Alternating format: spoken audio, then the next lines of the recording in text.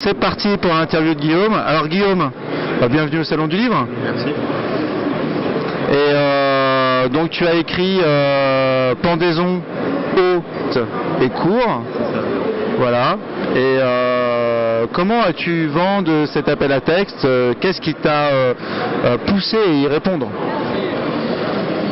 L'appel à texte, je me souviens plus comment j'en ai eu vent. Je me souviens juste être tombé un jour dessus en surfant sur internet.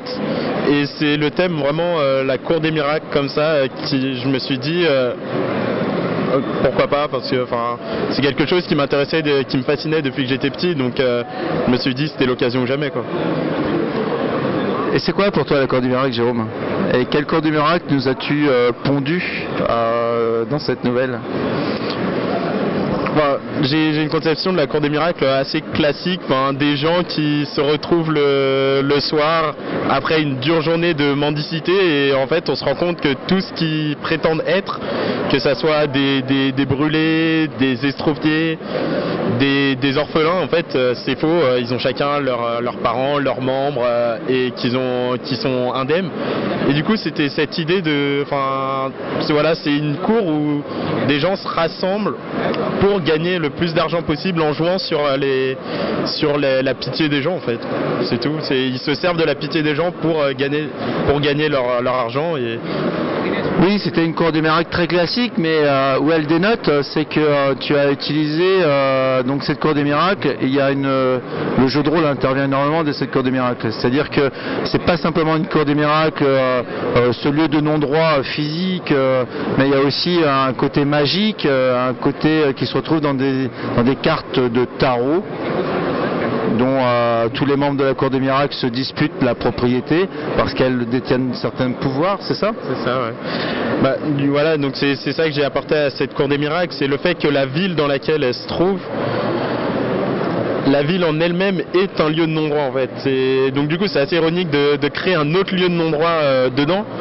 Mais du coup, cette ville fonctionne sous le sceau d'un jeu de cartes où chaque carte représente un personnage et donne à son possesseur le droit d'agir comme il doit l'être. Donc par exemple, j'ai la carte du roi, je suis le roi. J'ai la carte du tricheur, je suis le tricheur, etc. Donc, et c'était l'idée que si des gens qui avaient décidé de vivre de façon marginale essayaient de s'élever en se servant de ce jeu de cartes, qu'est-ce qui se passerait en fait?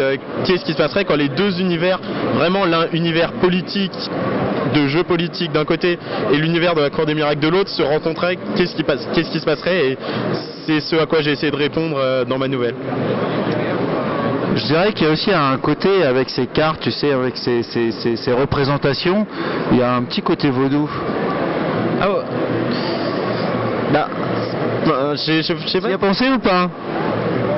Pour la sorcière, j'y ai pensé, ouais, particulièrement, parce que je me disais que la sorcière, pour moi, chaque personne est libre, certes a le droit, a le pouvoir d'agir comme elle l'entend, mais personne imagine tout à fait ce que doit être un roi, pareil, et pour la sorcière, c'est vrai que c'est le personnage que dans ma tête, malheureusement, j'ai pas eu le temps de le développer, mais dans ma tête, c'était clair que chacun jouerait une sorcière totalement différente. Du coup, d'où tu veux dire que incarner pour ces personnages qui s'approprient une carte comme le roi, le tricheur, c'est qu'une question de représentation tout simplement, de représentation de ce qu'ils considèrent comme être un tricheur ou un roi. C'est ça, c'est pour ça que je joue au début sur l'interrogation avec mon personnage principal. Quand il a sa carte en main, il se demande ce qu'il doit faire avec, et même il est déçu au départ, et puis petit à petit il se rend compte, tiens, je peux faire ça, je peux faire ça, je peux faire ça, je veux faire ça. Et quel pouvoir? C'est la carte qui prend possession de celui qui la détient, ou il y a ce côté aussi, tu sais, des orishas, quoi, tu vois, ce côté vaudou, c'est-à-dire ce côté l'esprit de la carte prend possession petit à petit, sournoisement, de celui qui la possède. J'ai ressenti ça moi dans ta nouvelle. C'est ce que tu as voulu faire peut-être.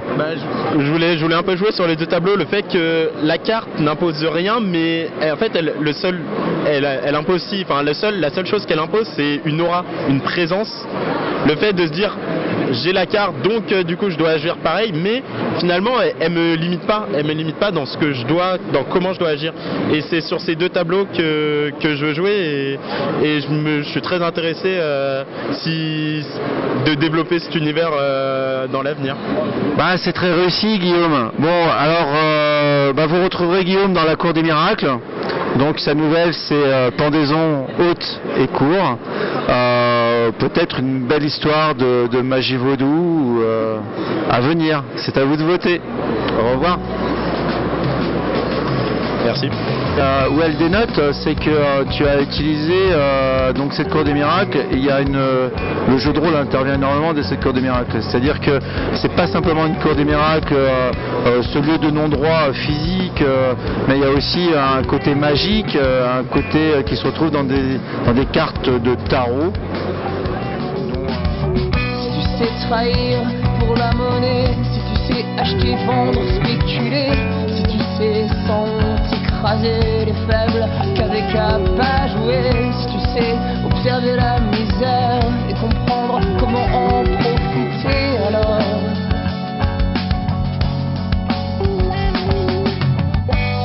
tu feras partie